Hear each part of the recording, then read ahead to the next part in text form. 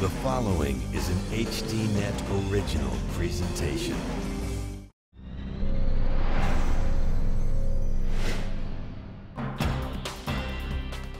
Tonight, Walmart and the women who work there. They claim sexual discrimination on a grand scale. They were denied equal pay, they were denied promotion, they were denied it despite the fact they were good or better workers than the men that they were working alongside. Also, from the front lines in Libya, holding a dictator at bay. The main and our utmost priority is the downfall of the regime. And a shift in strategy. A once crucial Afghan valley where American blood was spilled, now deemed by the military to be unimportant. We'll bring you the news tonight on Dan Rather Reports.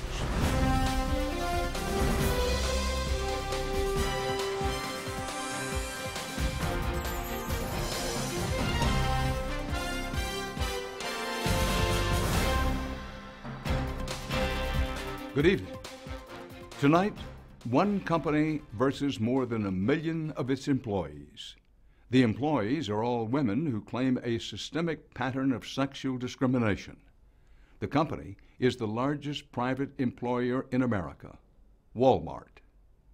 The women have sued, and the case is about to go before the United States Supreme Court. But the issue before the court right now is not the discrimination itself. At this point in the case, the issue is whether a lawsuit like this can be brought in the first place. You see, the women have banded together in what is known as a class action lawsuit. And Walmart says that shouldn't be allowed because a class action that covers so many women working in different stores, in different states, in different jobs, is just too broad. The case is known as Walmart versus Dukes, and leading the fight against the corporate Goliath is Betty Dukes, a 61-year-old Walmart employee in Northern California who says she wanted to move up in the ranks like her male colleagues, but wasn't allowed. She says Walmart is so big and its pockets so deep that ordinary working women like her don't stand a chance if they aren't allowed to stand together. I'm a greeter, and usually when you come in the entrance door, on my days there, you'll see me at the entrance door. Sometimes I'm at the exit door, and I greet the customers. I assist them with any needs, whatever, any questions they might have. I welcome them to Walmart. Yes, that's right. The lead plaintiff in this groundbreaking case is still often the first face you see when walking into the local Walmart store in Pittsburgh, California. Betty Dukes continues to work at this Walmart, and she says she's always taken great pride in what she does. I enjoyed problem solving. I enjoyed ringing up merchandise. I enjoyed serving the customers and seeing them on their way. Everything about retail in general, I've always enjoyed. And this coming May, it'll be my 17th year of service with Walmart stores. We wanted to ask Walmart's permission to film Betty at her job as a Walmart greeter, but it was Betty Dukes herself who said no, not wanting to stir up unnecessary trouble. From her earliest days with the company, Dukes thought Walmart was a particularly good fit for her. At the time she was hired, she already had 20 years of retail experience under her belt. She also knew Walmart had a reputation for promoting from within and for offering opportunities for advancement to those without college degrees.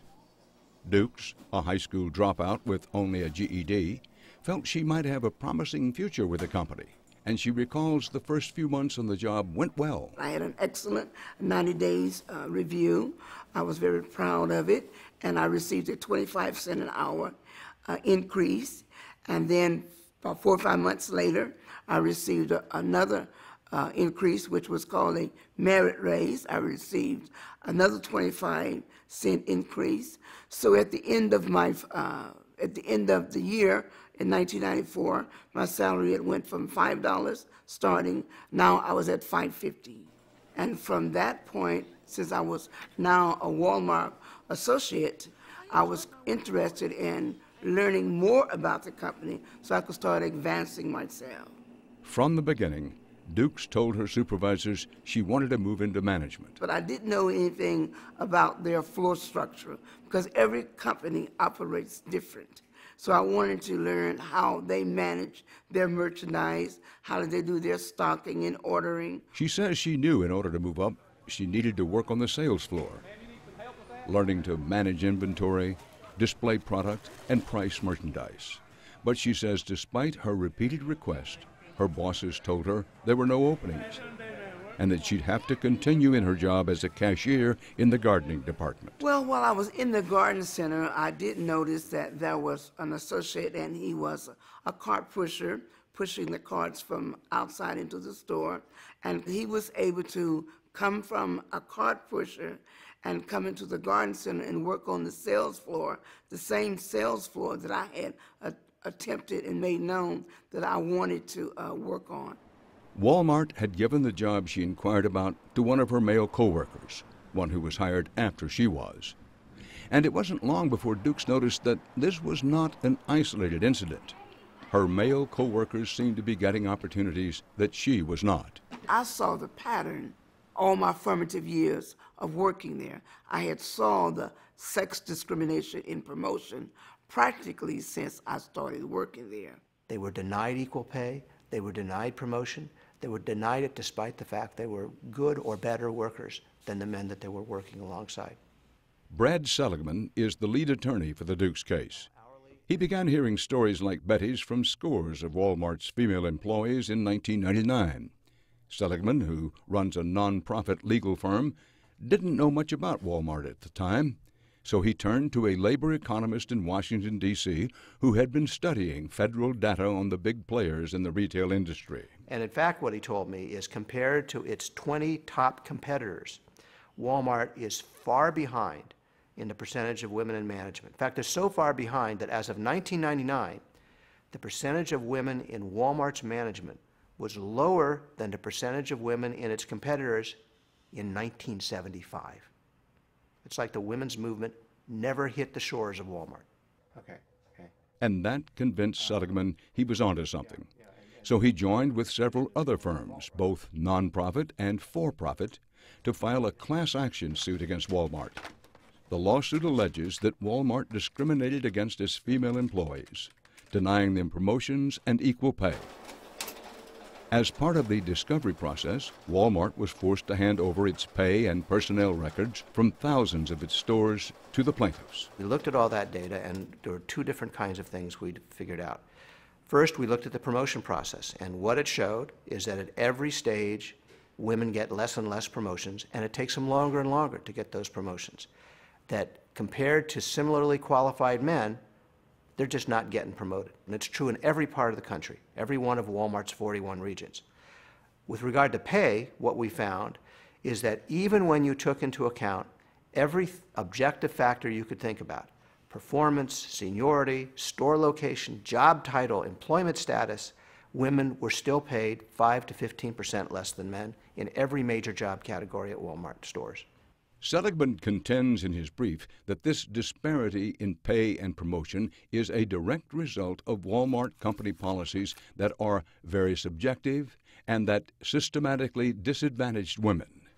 This, he argues, in combination with Walmart's strong corporate culture, one that he says favors men, leads to the discrimination that women like Betty Dukes faced. Occasionally, not often, occasionally they would put a notice up in the hallway in the area where the time clock would be located, and it would say a department manager needed for hardware, and we would sign our name on it of interest.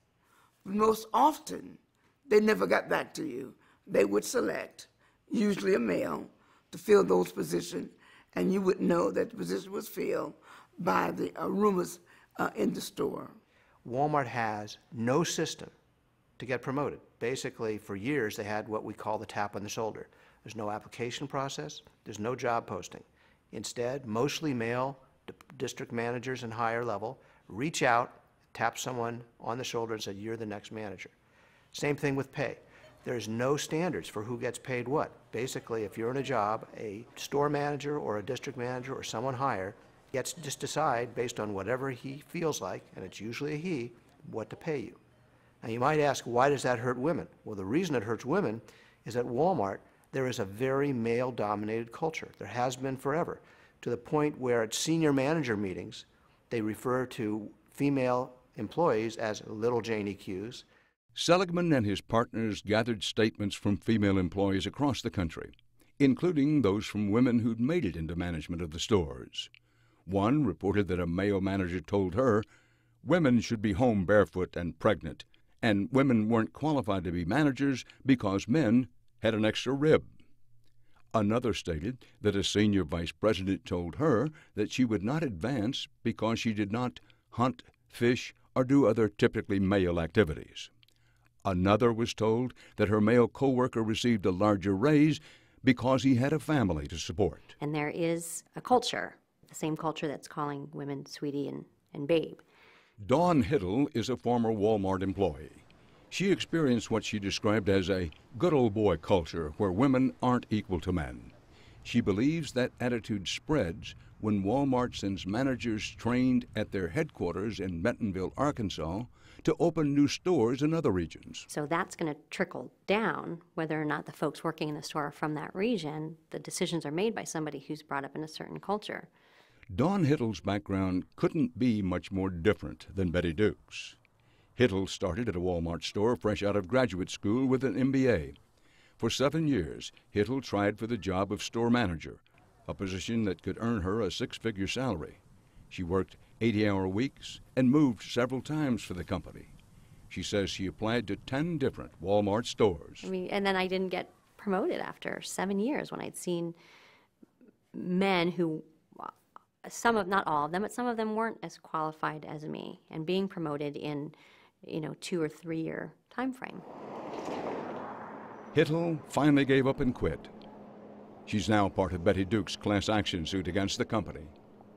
So what's Walmart's argument in all of this? We tried for weeks to get an on-camera interview or even a written statement. They said no. So we looked at their court filings over the years. Walmart contends that in more than 90% of the stores, there were no statistically significant pay disparities between men and women. Further, the company's general policies uniformly prohibit discrimination and promote diversity. Walmart does not deny that there may be isolated instances of discrimination, but at worst, bias exists, if at all, at only a few stores. And this brings us to the central issue now in Walmart versus Duke's.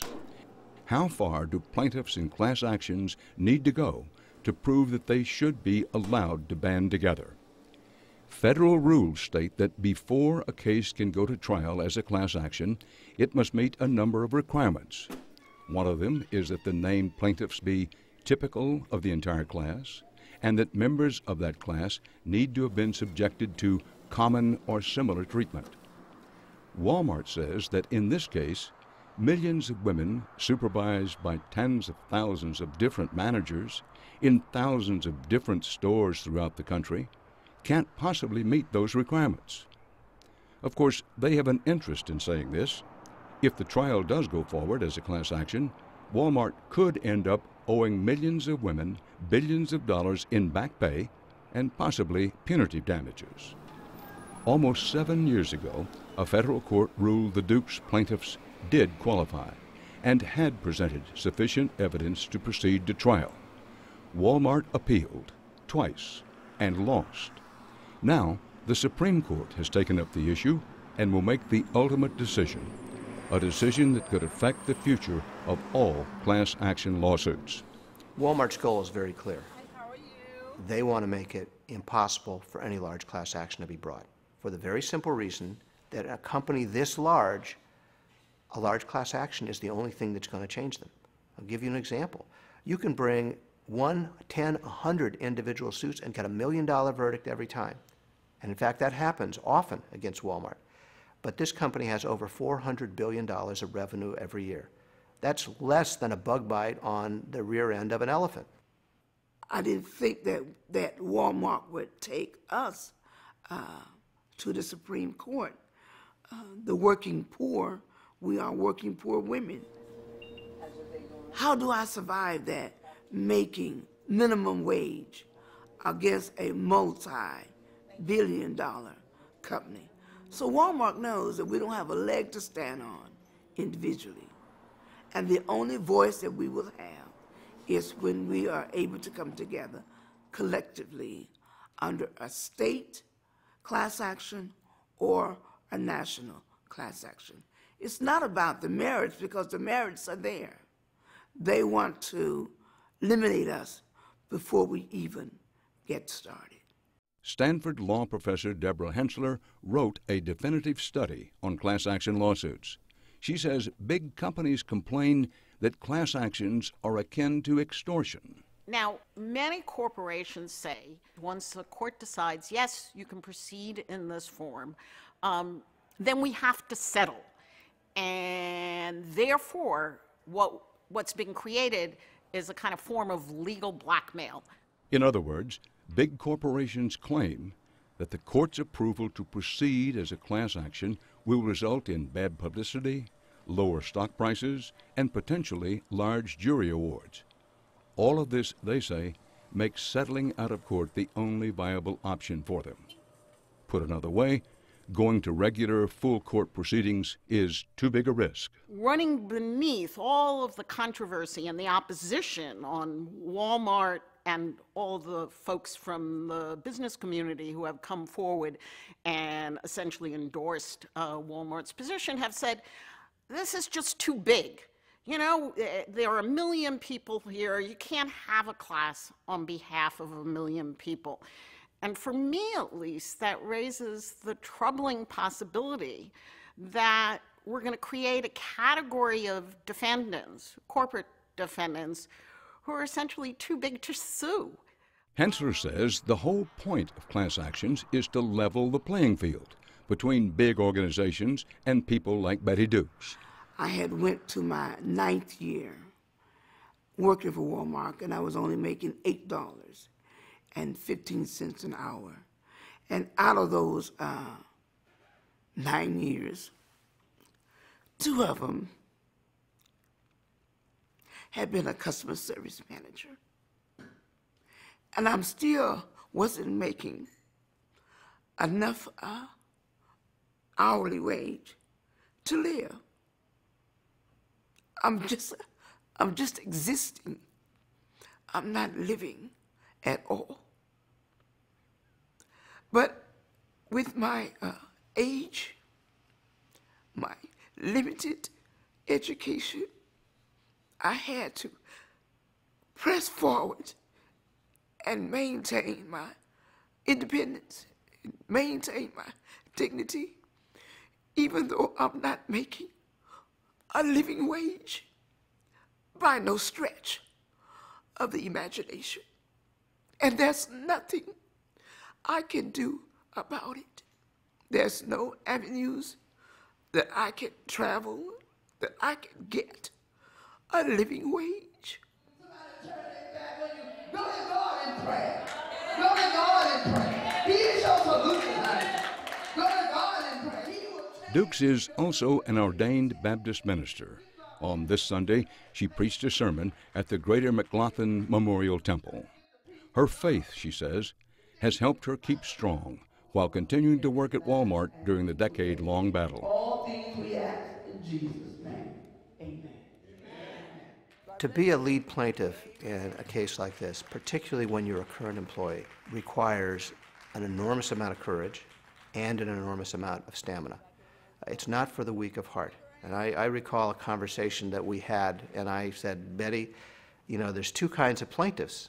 This is one kind of plaintiff, they get discriminated against, and it's the worst thing that ever happened to them, and they're just destroyed.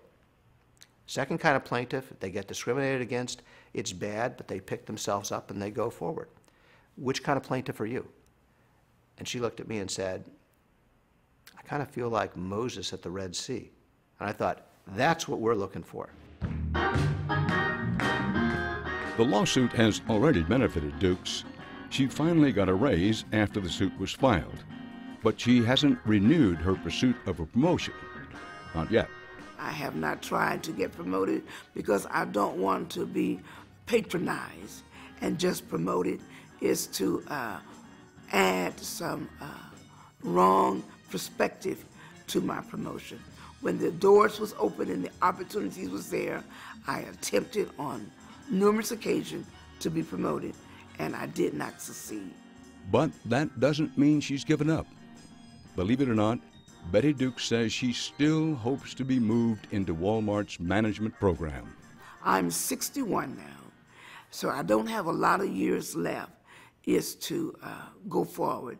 But as long as I'm with the company, I'm going to still look forward to being promoted into management.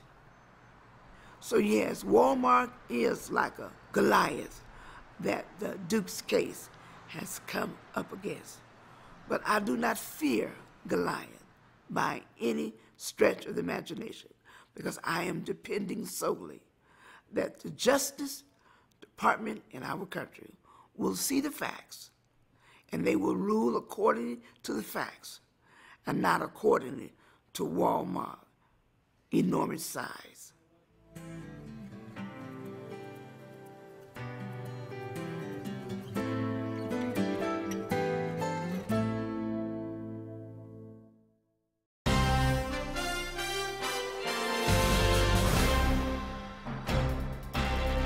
Tonight we've been looking at the case of Walmart versus Dukes. The lawsuit started with allegations of gender discrimination.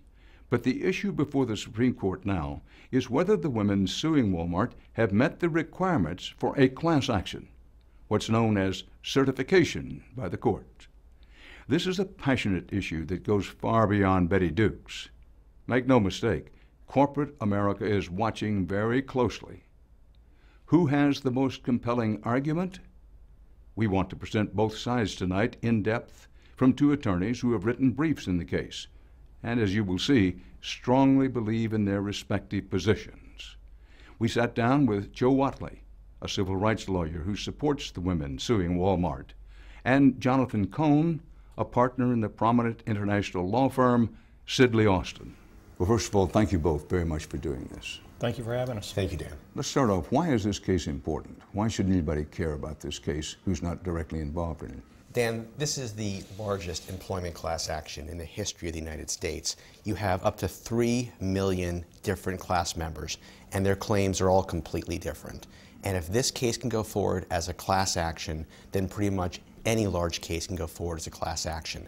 And this matters because the certification of the class is the single most critical moment in many cases. If a case like this gets certified, companies are forced to settle because too much is on the line. Dan, if I could respond to that. I think it's very important for a different reason. The Roberts Court is on a very pro-business bent. And the question is, are they going to change the employment discrimination laws and how they're enforced in private litigation from a way that it's been? And the fact is that many class cases go forward. I'm shocked that somebody from Sidley Austin would say cases are settled as soon as they're certified. I tried a case against one of Jonathan's partners, a case on behalf of all cattle ranchers of America against Tyson. It was certified. It was tried. We got a $1.3 billion verdict. They still didn't settle. Ultimately, they won. They're great lawyers. They were well represented. They won. So it is not an instance where defendants have to settle after class certification, and frequently they don't. We'll give you a chance to respond to that. Thank you, Dan. I'd love to respond to that. First, I appreciate his props. We are excellent lawyers, and I'm saddened that Joe lost that case. Not as much as me. I understand that. We were delighted about it, but this case is not about the Roberts Court. It's not about discrimination cases in particular. It's about class certification, and in particular, whether a class of 3 million members from all around the country with completely different claims can band together arm in arm and litigate their disparate, different claims in one single case. That's this case. I want to pause for a moment and make sure that I understand and the viewer can understand. In order to bring a class action suit, the first thing you have to do is be certified as a class. That's correct. And how is that done? You file a motion, you present evidence, you present expert witnesses, just as the plaintiffs and the defendants did in this instance. A judge reviews it all, finds facts, says, is there a situation like here where matters are controlled from Arkansas centrally from the corporate headquarters of Walmart? Are the policies that result in the discrimination in promotions and pay against women here, are those policies centrally directed? And here they are in a very sophisticated, very successful company. And the judge finds all those facts after considering all the experts and makes a conclusion as to whether it should proceed All right, as so a that's class. the first step. If you want to bring a class action suit, you have to get certified. Right. And you go before a judge and he decides, yes, it's okay to go into the courts as a class, or no, I'm not certifying it and you can't go in as a class. That's correct, Dan. And the district court judge in this case certified the class. It then got appealed to the Ninth Circuit, which decided on a 6-5 split decision to affirm the district court in large part. And it's that decision that's appealed to the Supreme Court. This case is an abomination. You have 3 million class members who hold 170 different jobs in 3,400 different stores, and they were subjected to the decisions of tens of thousands of different store managers. And they want to band together in a single class despite the fact that their claims are completely different. And that's what this case is about. What about the argument that goes, well, the Supreme Court is pro-business? They're looking down and saying, listen, the decision went against business and we'd like to review it. What about that argument? It's not my job to cast aspersions on the Supreme Court. I don't like to label them as pro-business or not. The fact is they review each case based upon the merits of this case, and this case should not be a class action. Now, some of these class members might have viable claims, and if they do, they should be allowed to litigate their claims, either individually or in smaller classes. You had something you wanted to do, and I cut you off. Since we're talking about abominations, this is a company, and this is part of the record, that has held meetings of store managers in strip clubs and in Hooters. That's the kind of sexual stereotype, sexist stereotypes. But that's not a crime. That's not a crime. This is not a criminal case. It's a case about gender or sex discrimination. And that is gender or sex discrimination. Maybe it should be a crime. It's not. In terms of what the Supreme Court has to do to overturn this case, which frankly is no different than other major employment discrimination cases such as we had in the steel industry when we corrected discrimination in the steel industry in this country. That's going to be the ultimate question in the court. Are we going to change the law that's existed for decades? I've got a list here of people who have expressed a special interest in this case. Among them are the U.S. Chamber of Commerce, Intel, Altria, and a number of other Fortune 500 companies. They're filing briefs on behalf of Walmart. Why is it so key to these companies? I mean, we're talking about billion-dollar companies. Let me explain, Dan. I love to gamble. I love Las Vegas. I love blackjack.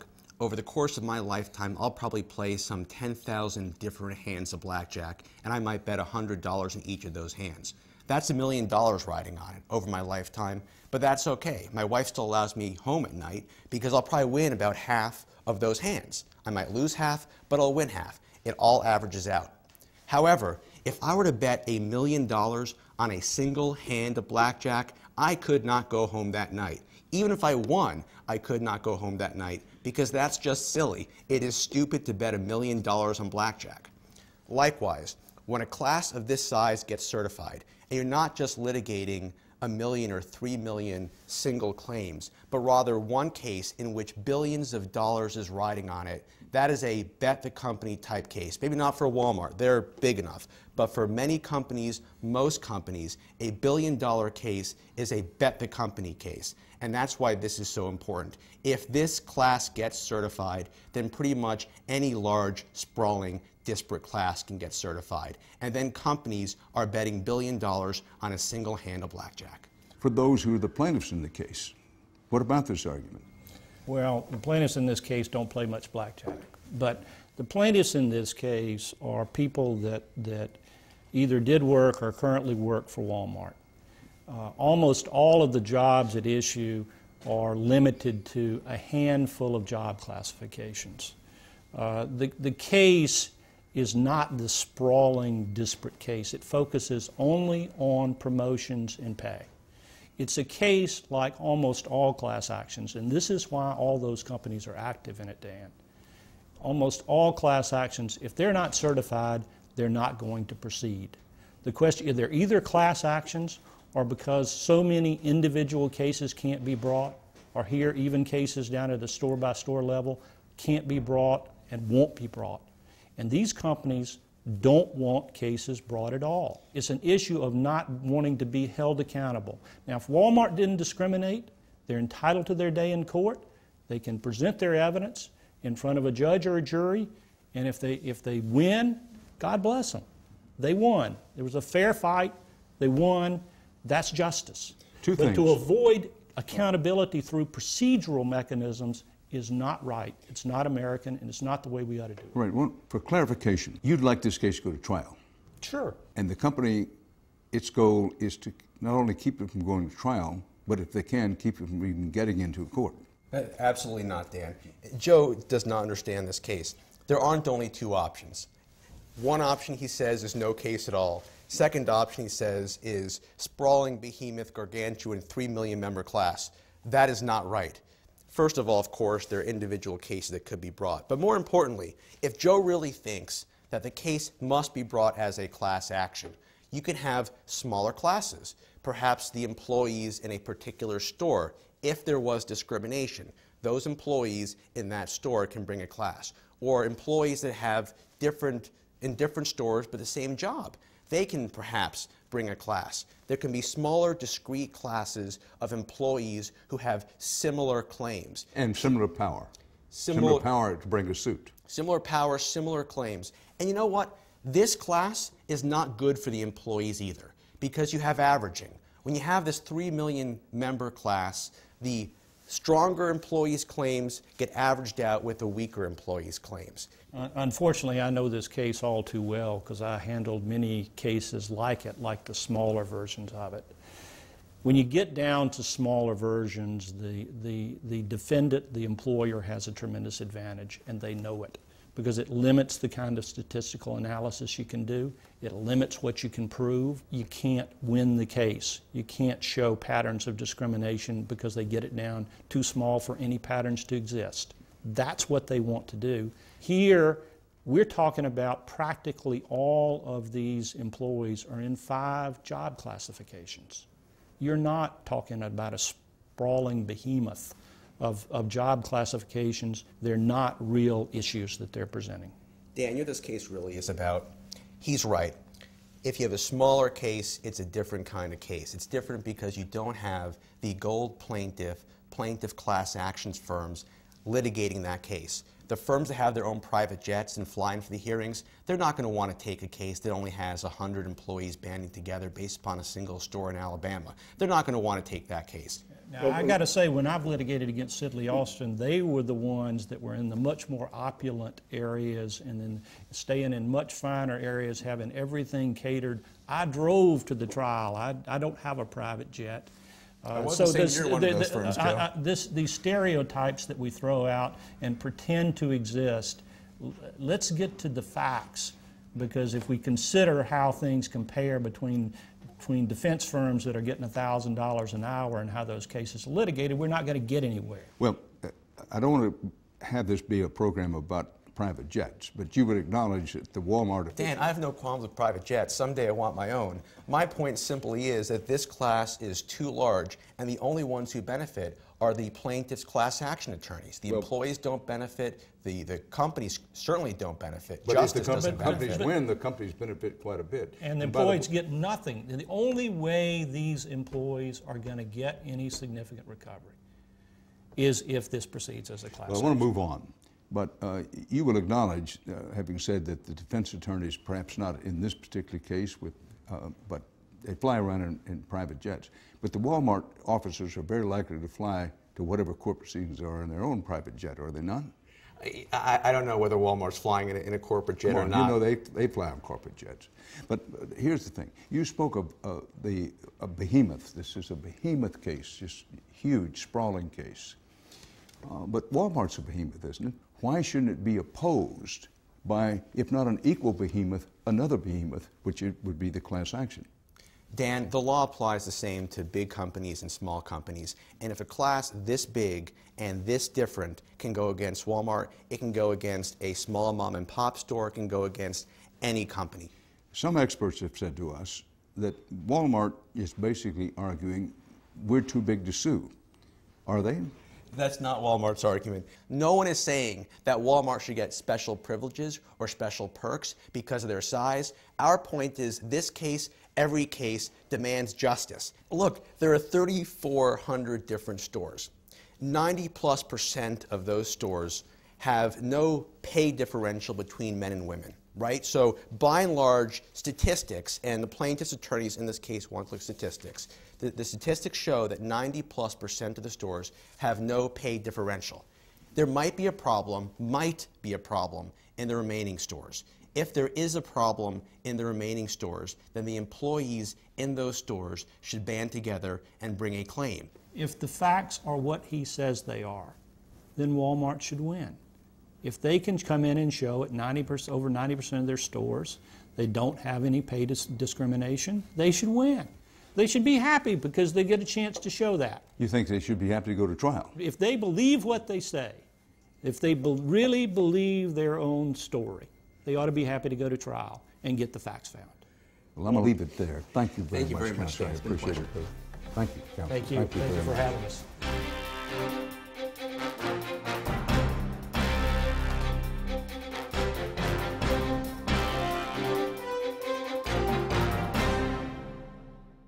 The following story contains graphic images that could be disturbing to some.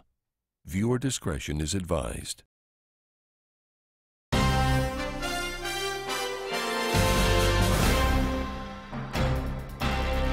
Welcome back. The tide of protest that is sweeping the Arab world has taken a dramatic and violent turn in Libya. We are learning that it is one thing to amass large demonstrations in a contest of will with a dictator like Mubarak, but it is quite another to try to fight a civil war against a ruthless tyrant like Gaddafi. The headlines coming out of Libya are grim.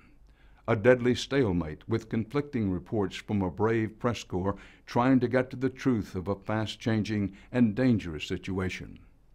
It is starting to seem that this conflict may continue for a long while, and in the meantime, an opposition movement is being forged in this cauldron of chaos. The road to rebel-controlled eastern Libya leads from Egypt, both literally and figuratively. We sent reporters Willem Marks and Inigo Gilmore into Libya to try and explain how this revolt differs from the others that have swept the region. Libya, freedom! They headed into Benghazi, Libya's suddenly famous second largest city, to meet the men and women who are rising to challenge Gaddafi's rule after more than 40 years of brutal suppression.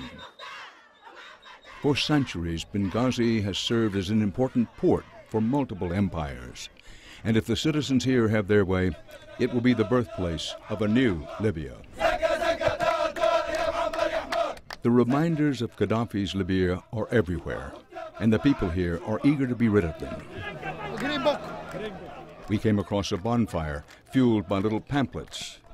These are the notorious Green Books that outline Gaddafi's ruling philosophy. They were required reading for all Libyans. Wherever you look, there are signs of protest. Here, a tent becomes a gallery for handwritten pleas. And painted murals have sprung up that are far from subtle. In these respects, what is happening in Libya looks quite similar to what has taken place in other Arab countries. But then there are scenes like this. Welcome to basic training for the new rebel army. In a Benghazi schoolyard, the volunteer warriors get rudimentary instruction from trained officers who have recently defected from Gaddafi's Libyan army.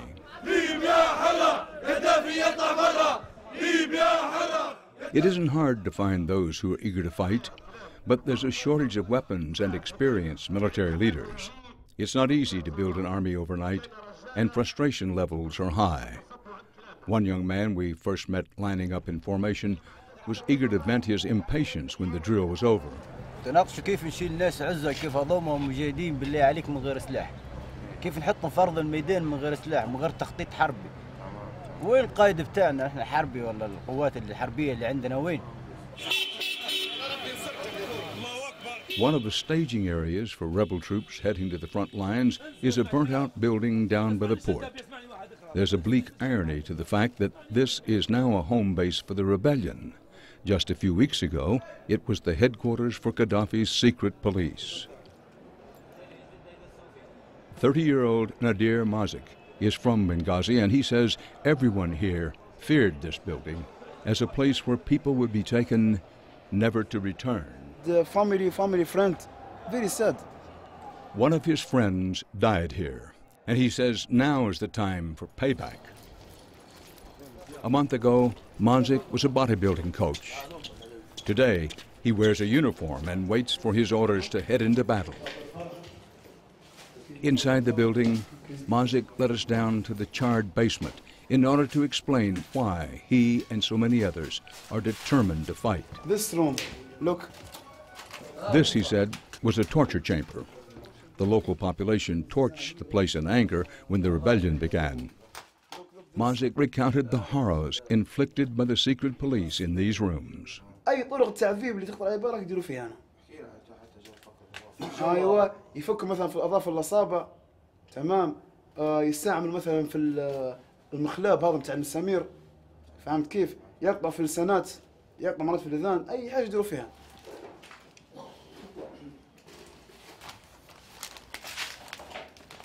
In another room, Mazik flipped through files that had survived the fire. He said they were records of prisoners held here, evidence of an institutionalized terror. I'm very, very angry. And when I come in here, very angry, and I need kill the Gaddafi now.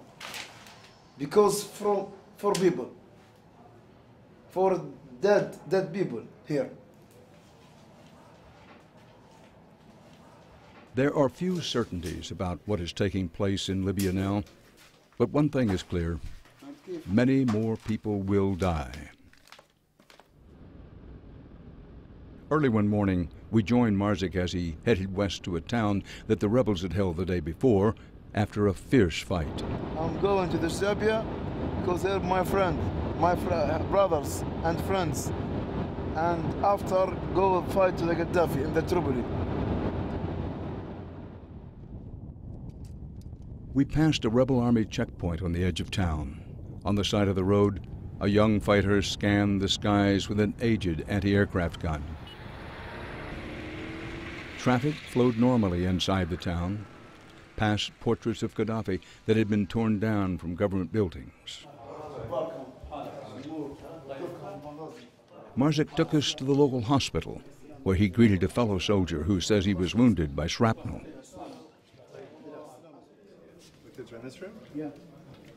In the children's ward, two young brothers were being treated for head wounds they say were the result of ricocheting bullets shot by Gaddafi forces. This is shoot him in the kids, in the head, in the face. Why? Why? Their father sat in shock on the bed. The gunfire had claimed a third son's life. Next door to the hospital is the morgue. A van parked outside was full of bodies, including that of the third son. Mazik joined the crowd of mourners that had gathered in a mood that was both angry and sad. Many looking on were relatives of the dead. And this man, father, is dead. Mazik says the world needs to pay attention to every one of these deaths. Proof of Gaddafi's willingness to murder his own people.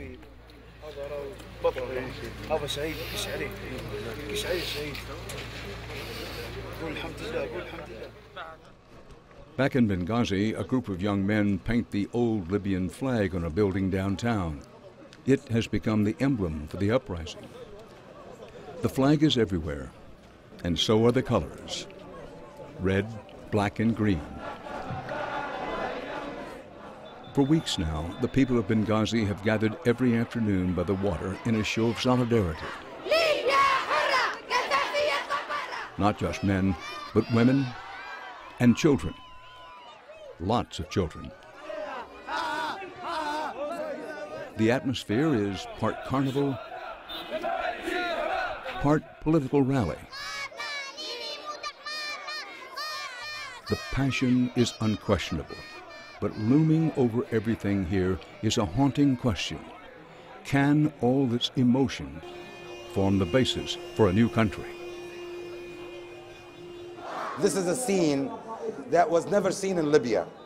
S.M. Gariani is one of the senior advisors to the new so-called National Council, a provisional government that the rebels have just established in Benghazi. It is different from any other Arab country. It is a country that had no institutions whatsoever, and that what makes our revolution special, and that what makes our task very difficult. Gariani is popular with the young protesters. A psychologist by profession who trained at Michigan State University, he's become a respected elder statesman in a revolution that's only a few weeks old. Gariani has joined a small group of intellectuals who are busy drafting a new constitution. But first, they have to win the war, if they can, against Gaddafi.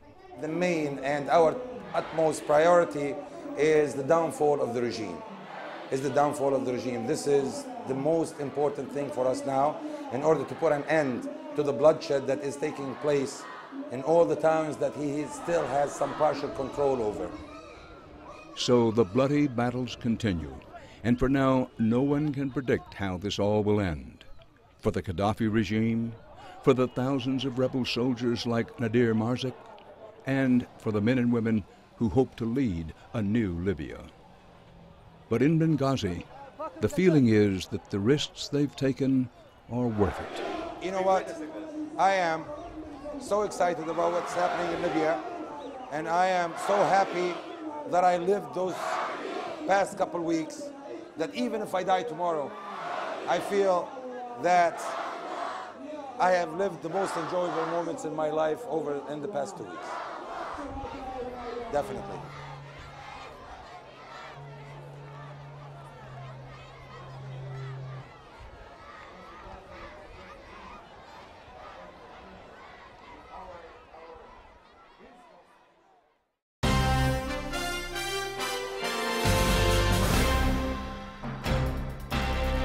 And finally tonight, an update on our reporting from Afghanistan. In the fall of 2009, we traveled to the Pesh River Valley in eastern Afghanistan near the Pakistan border to check on the war effort in a volatile area of operation. We were there to report on what was being described as a new phase of the war. I think part of it, what we're doing is pulling back from a lot of the areas we just weren't seeing the benefit. American commanders were repositioning troops off of the dangerous hilltop perches, like the one called Restrepo in the notorious Korengal Valley, from where we had previously reported. Those bases were closed, and the soldiers moved down to the population centers in the Pesh Valley, where they could focus on supporting nation-building activities. All the villages send up requests and what they'd like as far as projects and things they'd like the government of Afghanistan to do for them. Lieutenant Colonel Brian Pearl was in charge of those bases in the valley at the time, and we went with him as he met with the local villagers to talk about building confidence and economic opportunity. That was the situation just over a year ago. But in February, the U.S. military announced they were pulling back from the Pesh Valley, closing the bases there, just as they had earlier in the Korengal Valley. The official rationale given was the same, that the area was no longer of central importance to the war effort, and that U.S. troops could be put to better use protecting larger population centers in other parts of the country. American military commanders say they're not abandoning the valley, that security will now be handed off to Afghan forces. But almost no one really thinks Afghan soldiers will be able to fend off the Taliban fighters who will surely pour in to fill the void.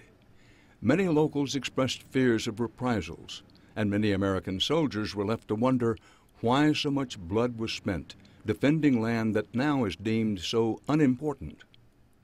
When we were there last, U.S. commanders assured us that the strategy was working, a strategy that now has obviously been discarded. and one can't help but wonder how the assurances we are getting about the war today will look a year from now. In the meanwhile, whatever the mission, our men and women in uniform are serving heroically. Our thoughts and prayers for their safety are with them tonight. And that's our report for this evening. From New York, for HDNet, Dan Rather reporting. Good night.